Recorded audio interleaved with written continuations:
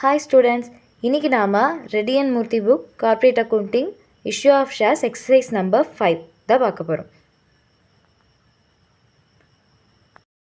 Bala Co Limited was registered with a share capital of rupees 10 lakh in shares of rupees 100 each. So இங்கே என்ன சொல்லிட்டாங்கன்னா பாலா கோ limited register பண்ணியிருக்காங்க. Share capital எவ்வளோ worth அப்படின்னா share capital அமௌண்ட்டே கொடுத்துட்டாங்க. It is 10 lakh. ஓகேங்களா?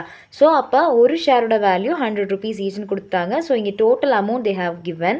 So நம்ம என்ன பண்ணணும், 10 lakh டிவைடட் பை 100 கேல்குலேட் பண்ணோன்னா எவ்வளோ வந்திருக்கும்? They have given the share capital of rupees 10 lakh. So எப்படி நம்ம கேல்குலேட் பண்ணணும்னா 10 lakh amount divided by ஒரு ஷேரோட value 100 rupees. So divided by 100 calculate பண்ணோன்னா 10,000 shares.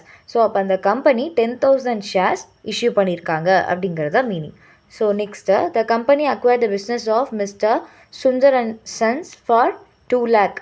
So they have acquired business purchase பண்ணுறாங்க. சுந்தர் அண்ட் சன் தான் வந்து giver. 2 lakh worth on a business they have purchasing.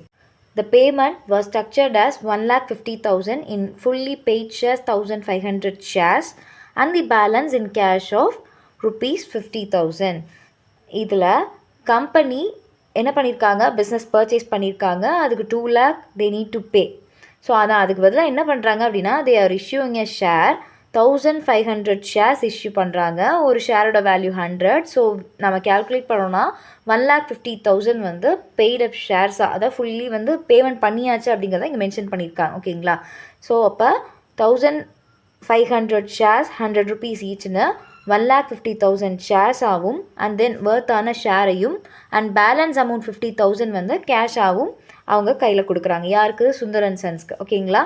So அதுக்கான என்ட்ரி போடணும். And then director also decide to allot 150 share credit as fully paid to the promoter for the service.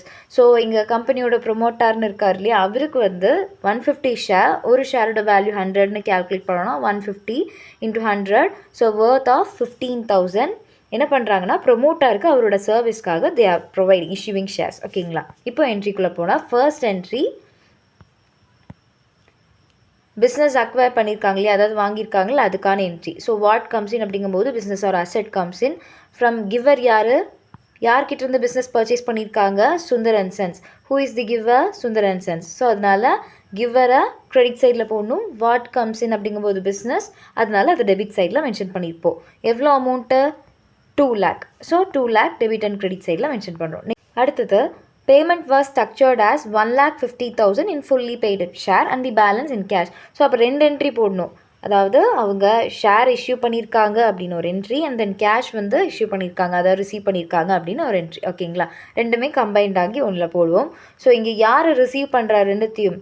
Both share and cash. Who is receiving? Sundar and sons. எதுக்காக receive பண்ணுறாங்க? நாம் அவங்க company வந்து Sundar and சன்ஸோட பிஸ்னஸை 2 lakh amount கொடுத்து வாங்கியிருக்கணும், but ஷேராகவும் கேஷாகவும் கொடுக்குறாங்க. அப்படிங்கிறதுனால இங்கே யார் அதை வாங்கிக்கிறது? ரிசீவர் யாருன்னா சுந்தர் அண்ட் சன்ஸ். ஸோ அதனால் debit the receiver Sundar and sons account டெப்டா. 2 நாம் என்ன இஷ்யூ பண்ணுறோம்?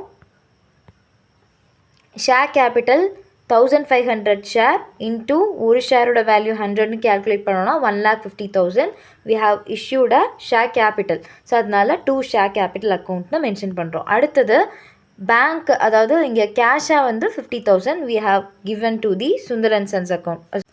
இதில் Sundar and son receiver amount 2 lakh receive பண்ணுறாரு, ஷேர் கேபிட்டலாகவும் கேஷாகவும். ஸோ அதனால debit the receiver. Okay. Share capital we are issuing, கம்பெனிலேருந்து வெளியில் போகுது, அதனால கிரெடிட் சைட், இதுவும் okay. Why cash or bank credit side அப்படின்னா it is also goes out from the business. So debit what comes in and credit what goes out. கரெக்டுங்களா? So அதனால தான் to cash or bank அக்கௌண்ட்டுக்கு 50,000 வந்து credit சைடில் mention பண்ணியிருக்கோம்.